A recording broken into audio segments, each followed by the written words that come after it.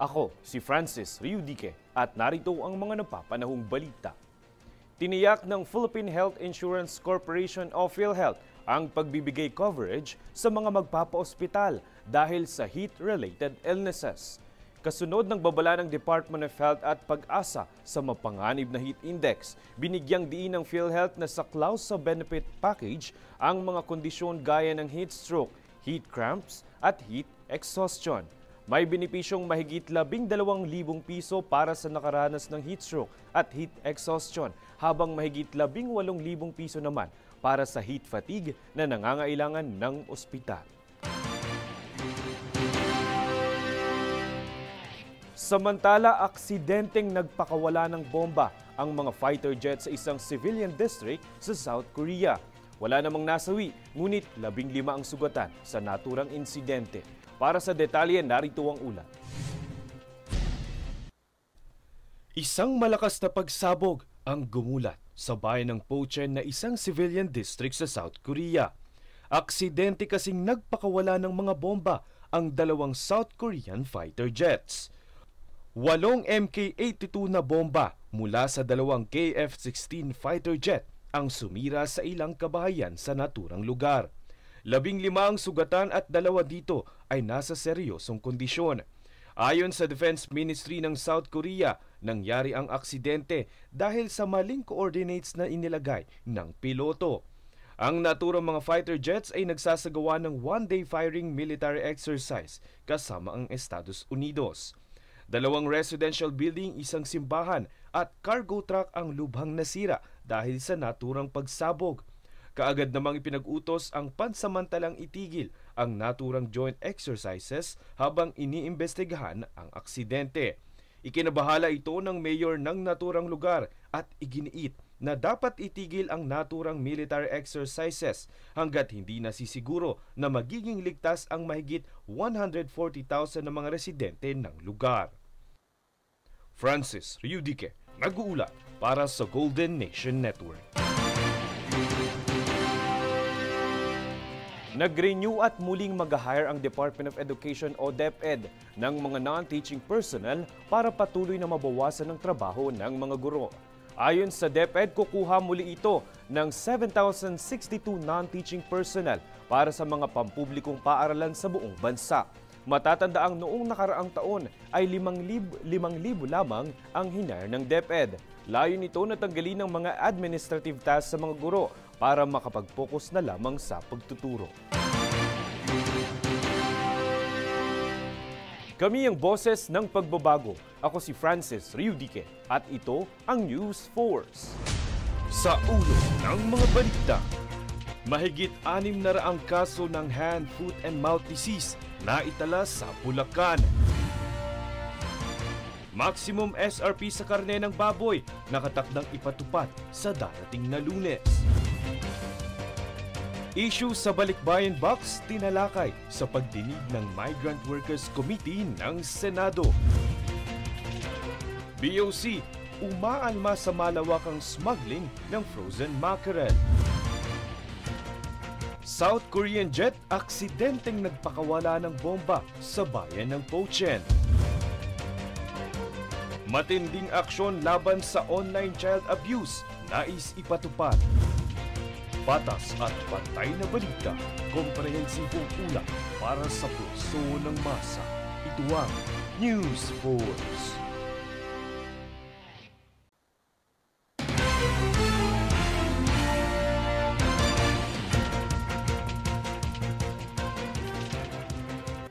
Ako si Francis Riudique at narito ang mga napapanahong balita.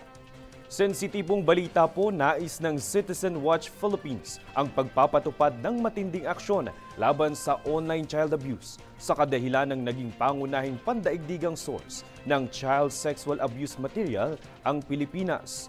Sa naiulat ng International Justice Mission, nasa mahigit 500,000 menor de edad sa bansa ang naging biktima ng online child abuse. Ayon sa co-convener ng grupo na si Kit Belmonte, kinakailangan ang mas mahigpit na regulasyon sa digital platform, mas matibay na pandaigdigang ugnayan sa pagpuksa ng ganitong krimen at mas pinaigting na pagsisikap ng mga magulang na mai-educate ang kanilang mga anak. Giit ni Belmonte, habang ang mga telecommunication firms, internet providers at technology companies ay gumawa na ng hakbang sa pag-block ng illegal content online, marami pa umanong kailangang maipatupad.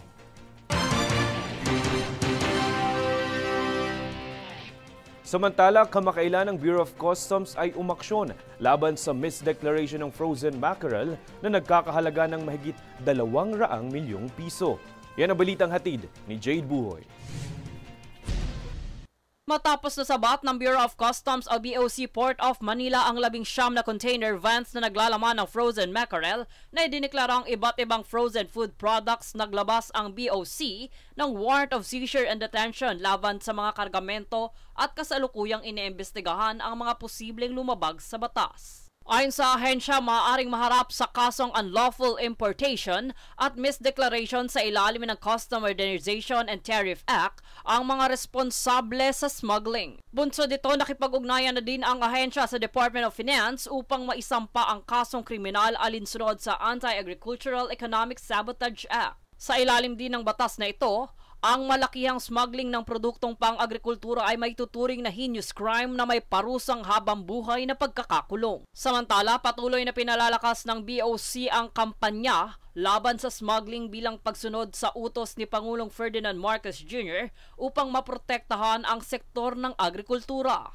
Sa pamumuno naman ni Commissioner Bienvenido Rubio, paigtingin pa ng BOC ang mga border control measures at intelligence operations laban sa mga iligal na kalakalan. Jade Buhoy, nag-uulat para sa Golden Nation Network. Matagumpay na naisagawa ng Sablayan Prison and Penal Farm o SPPF ang mandatory random drug testing para sa kanilang mga uniform, job order at civilian personnel bilang pagsunod sa pambansang patakaran para sa isang drug-free workplace.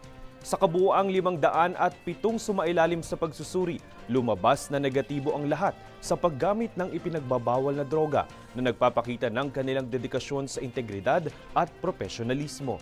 Patuloy na isinusulong ng SPPF ang ganitong mga programa kasama ang regular na drug testing at edukasyon upang mapanatili ang isang ligtas at disiplinadong kapaligiran sa kanilang institusyon. Kami ang boses ng pagbabago. Ako si Francis Riudique at ito ang News Force. Sa ulo ng mga balita, mahigit 600 kaso ng hand, foot and mouth disease na itala sa Bulacan. Maximum SRP sa karne ng baboy nakatakdang ipatupad sa darating na Lunes. Issue sa Balikbayan Box tinalakay sa pagdinig ng Migrant Workers Committee ng Senado. BOC umaalma sa malawakang smuggling ng frozen mackerel. South Korean jet aksidenteng nagpakawala ng bomba sa bayan ng Pochen. Matinding aksyon laban sa online child abuse, nais ipatupad.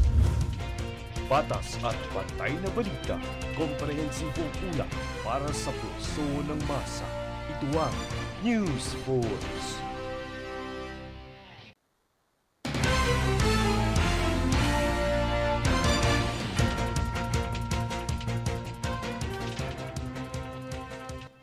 Ako si Francis Riudique at narito ang mga napapanahong balita. Labis na tumaas ang bilang ng kaso ng hand, foot and mouth disease o HFMD sa Bulacan matapos pumalo sa 640 kaso ang naitala mula unang araw ng taon hanggang ika-22 ng Pebrero. Tumaas ito ng 1,000% kung ikukumpara sa 58 kaso na naitala noong nakaraang taon sa parehong panahon. Nagpatupad na ng isang serye ng strategic intervention ang Provincial Health Office upang makontrol ang pagtaas pa ng kaso. Binigyang diin naman ni Governor Daniel Fernando ang kahalagahan ng sama-samang pagsisikap sa pagbuksa ng sakit at hinikayat ang mga Bulakenyo na manatiling aktibo sa pagsunod sa mga health protocols. Samantala, tinalakay ng komiteng pinamumunuan ni Senator Raffy Tulfo ang issue sa mga balikbayan box na matagal makarating. Gayon din ang mga hindi nakararating sa destinasyon nito sa Pilipinas. Narito ang ulat ni Princess Castro. Separate accreditation process o hindi pagsasubject ng forfeiture. Ilan lamang yan sa mga nakikitang solusyon para masolusyonan ang mga balikbayan box na hindi nakakarating sa destinasyon sa Pilipinas. Ito ang naging pahayag ng Department of Migrant Workers o DMW matapos ang naging pagdinig ng Migrant Workers Committee ng Senado na pinamumunuan ni Committee Chair Senator Raffy Tulfo nitong Huwebes. Ang solusyong iminungkahi ng DMW ay batay sa pamungad na tanong ng senador kung saan napupunta at ano ang nagiging problema, bakit hindi kaagad nakararating o hindi nakararating ang mga padala sa destination address sa Pilipinas. Ayon sa paliwanag ni Migrant Workers Secretary Attorney Hans Leo Kakdak, batay sa kanilang pagkaunawa, lingid sa kaalaman ng mga OFW na ang kanilang binayarang door-to-door shipment ay hanggang warehouse lamang. Kung saan ayon kay Attorney Kakdak, nagkakaroon ng lokohan sa pagitan ng provider at forwarder mula sa ibang bansa at sa Pilipinas dahil sa scam scheme ng mga consolidator abroad maging sa local counterpart nito na deconsolidator sa Pilipinas. Apparently, nagkalokohan between the provider, forwarder dun sa ibang bansa at dito sa ating bansa. Kaya't naiipit sa mga warehouses dito sa Pilipinas at hindi makadiretso dun sa pupuntahan. Habang ang mga hindi naman nakararating na balikbayan box ay na-forfeit at nasasubject for auction sa kadahilan ng hindi ito bayad sa Pilipinas, kaya't isa sa mga mungkahing aksyon ng customs. Yung counterpart ng deconsolidator dito sa Pilipinas hindi nagbigay ng process dito sa Pilipinas po. So yun po yung na-abandon or na-forfeit ng Bureau of Customs. Pero meron na kaming deed of donation na wino-work out with DMW na instead of i-forfeit or i-abandon yung mga balikbayan boxes na nagkakaproblema, ito-donate na lang po sa DMW. Tugon ni Tulfo na sana ay hindi na umabot pa sa deed of donation, bagkus ay sampahan na ng kaso ang mga hindi accredited na deconsolidators. So ngayon, yung mga hindi accredited na deconsolidators dito, mag-isa abroad, sampahan ng kaso, pasara. Isa pang mungkahi ni Tulfo ay ang pagkakaroon ng special lane para mapabilis ang pagdating ng mga cargo sa destinasyon nito sa Pilipinas. Kaya't pagbibigay diin ng DMW sa mga mungkahi nitong solusyon. Hindi po siya ordinaryong commercial, hindi po yung value ng boxes ang tinitignan natin. Yung personal na connection ng ating OFW na ipapadala sa kanilang pamilya. Kaya po nga, unang-una, separate accreditation. Pangalawa, kung pwedeng isubject natin sa compulsory insurance. Pagka nawala, babayaran talaga ito ng insurance company. Yung insurance premium ay dapat bayaran naman nung consolidator at deconsolidator at no cost to the OFW. Pangatlo po, dapat hindi ito sinasubject sa forfeiture. No? Kung hindi nabayaran yung fines o kaya yung fees dito po sa atin, dapat po hindi siya sinasubject sa auction. Princess Castro nag-uulat para sa Golden Nation Network. Mariing iminungkahi ng Quezon City Epidemiology and Surveillance Division ang maagap na pagpapakonsulta sakaling makaranas ng mga sintomas ng dengue. Ito ay bunsod ng muling pagtaas ng bilang ng mga namatay dulot ng dengue mula ikaunang araw ng Enero hanggang ikalima ng Marso. Sa kasalukuyan, nakapagtala na ng 12 death case ang lungsod kung saan ayon sa QCESD, 10 sa mga nasawi ay mga menor de edad na 17 taong gulang pababa. Dagdag pa ng ESD na isa ang pag-aantala ng medikal na konsultasyon sa mga pangunahing dahilan sa paglubha ng kaso ng dengue na kadalasang nauuwi sa kamatayan. Kaya't sa oras na makaranas ng mga sintomas gaya ng mataas na lagnat, matinding pananakit ng ulo, pananakit sa likod ng mata, pananakit ng kalamnan at kasukasuan, pagduduwal, pagsusuka at mga pantal, magpakonsulta na agad sa doktor. Kami ang boses ng pagbabago.